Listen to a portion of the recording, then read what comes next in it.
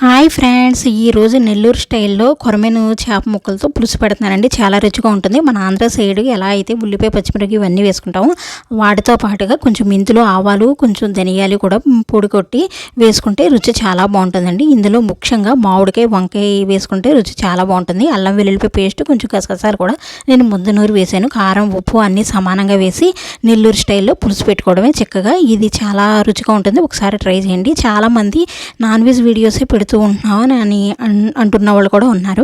కాకపోతే non veg videos అనేది మా ఇంట్లో మేము ఏవైతే వండుకుంటున్నామో అది మీకు షార్ట్ వీడియో రూపంలో చూపిస్తున్నాను ఫ్రెండ్స్. మ్యూజిక్ పెట్టచ్చు కదా అని అంటున్నారు. ఏదైనా సరే ఒక్కొక్కళ్ళకి ఒక్కొక్క స్టైల్ ఉంటుంది.